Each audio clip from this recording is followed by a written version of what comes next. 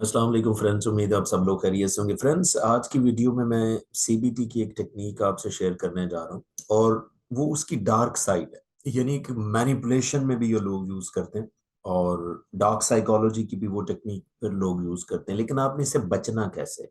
यानी कि इस टेक्निक के जरिए लोग आपकी मोहब्बत के ऊपर हमला करते हैं, आपके रिलेशनशिप के ऊपर हमला करते हैं और ये बहुत कॉमन इस्तेमाल हो रही है।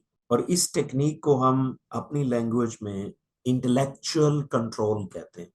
यानी कि लोग आपको, सादा लफ्जों में अगर मैं आपको बताऊं तो लोग आपको इंटेलेक्चुअली कंट्रोल करते हैं। देखें, एक ह्यूमन साइकोलॉजी है कि जब भी कोई आपको बंदा थोड़ा बहुत लॉजिक से बात करेगा ना तो वो आपको अच्छी लगेगी, आप उसको एक्सेप्ट करेंगे। तो इस टेक्निक के अंदर भी ये है कि जो मैनिपुलेटर है वो आपकी जब जिंदगी में आता है, यानी कि आपकी जो एक पर्सनल लाइफ चल रही होती है तो बाहर से एक मैनिपुलेटर आता है, या आपका वो पार्टनर भी हो सकता है कि वो आपको कंट्रोल कैसे करता है। एक तीसरा बंदा भी आपको कंट्रोल कर सकता है और आपका पार्टनर भी आपको इंटेलेक्चुअली कंट्रोल कर सकता है। इसकी मैं कुछ मिसालें भी दूंगा, लेकिन मैं आपको कुछ थोड़ा सा कॉन्सेप्ट एक समझा देता हूँ।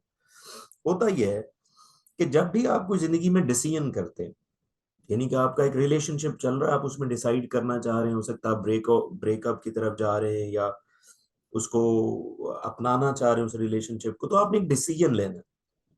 तो डिसीजन में बेसिकली दो चीजें इन्वॉल्व होती हैं, एक आपका लॉजिक इन्वॉल्व होता है और एक आपके इमोशंस इन्वॉल्व होते हैं। अब ब्रेन के अंदर दो एरियाज होते हैं, एक आपका इमोशनल ब्रेन एरिया होता है जो लॉजिक को नहीं समझता, जो सिंपथीज को समझता है, जो इमोशंस को समझता है, जो फीलिंग को समझता है, वो लॉजिक को नहीं समझता। और एक आपका ब्रेन एरिया जो सिर्फ थॉट्स को प्रोसेस करता है, जिसे हम प्रीफ्रंटल कॉर्टेक्स कहते हैं। अब जब भी आप कोई डिसीजन करें, बेसिकली दोनों ब्रेन एरियाज को मिला के आप एक एवरेज डिसीजन करेंगे तो अच्छा होगा, यानी कि जिसमें इमोशंस भी हो, जिसमें लॉजिक भी हो। क्योंकि अगर आपके डिसीजन में सारे ही लॉजिक है और इसमें इमोशंस नहीं कोई रहा तो फिर भी कोई अच्छा डिसीजन नहीं। अगर आपके डिसीजन में सारे ही इमोशंस है और लॉजिक नहीं है फिर भी प्रॉब्लम है।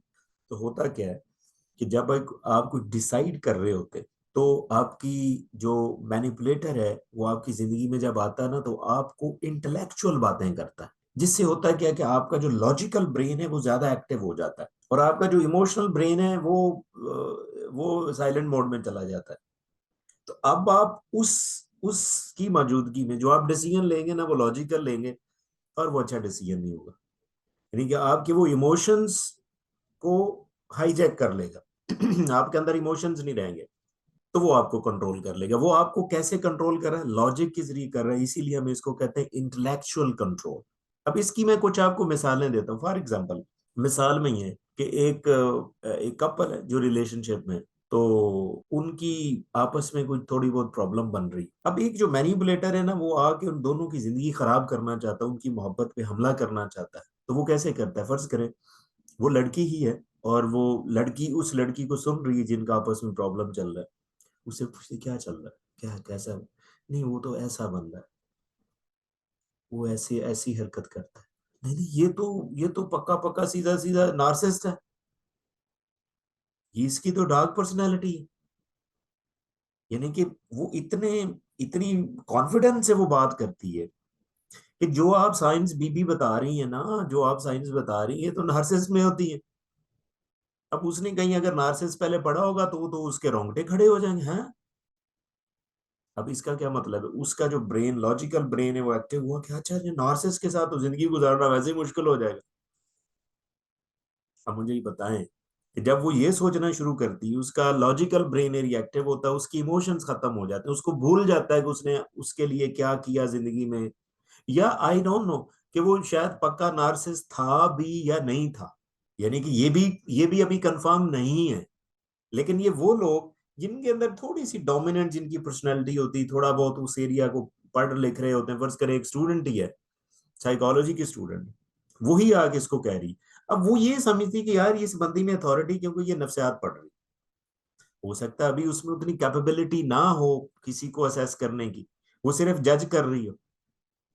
तो जजमेंट में और असेसमेंट में तो फर्क है। तो होगा क्या जब वो बंदी उसको इंटेलेक्चुअली फीड करेगी तो वो इंटेलेक्चुअली कंट्रोल हो जाएगी, उसकी इमोशंस खत्म हो जाएंगे।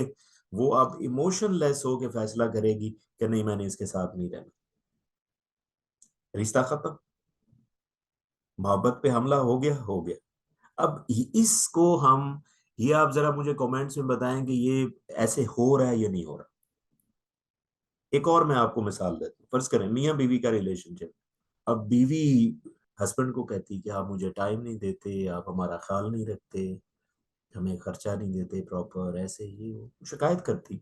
अब वो बंदा जो है ना, थोड़े से साइंटिफिक वर्ड यूज करता है, नहीं नहीं नहीं नहीं ऐसी बात नहीं, ये आपकी परसेप्शन है, तो ये आप काम शाम ज्यादा करती हो इसलिए आपको स्ट्रेस हुआ और आपको कॉग्निटिव डिसोनेंस हुई है, जिसकी वजह से आप ये आपको लग रहा है, अदरवाइज ऐसी बात नहीं। तो वो सेल्फ डाउट में चली जाती है, हो सकता है ऐसे हो।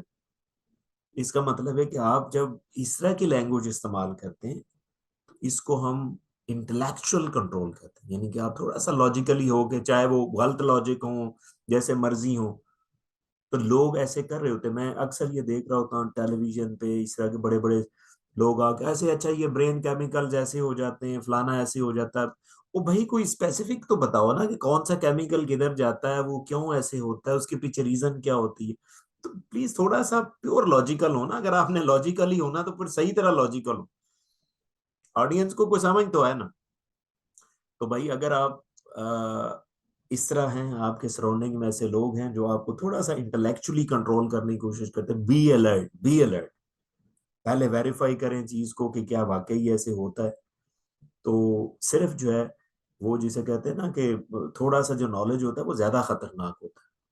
इसीलिए आप जो भी किसी से सुने, जरूर सुने, इसमें कोई बुरी बात नहीं, लेकिन फिर आपने एनालाइज उसको खुद करना है, असेस उसको खुद करना है, थोड़ा सा टाइम लें, थोड़ी सी रिसर्च करें, आपको जरूर आइडिया हो जाए। तो इसी तरह ऐसे लोगों से आप, इंटेलेक्चुअल जो कंट्रोल करने वाले लोग हैं उनसे बचे रहें। और उम्मीद है कि आपको ये वीडियो अच्छी लगी होगी, but still if you have any question please right me in the comment section and definitely I will answer. Thank you.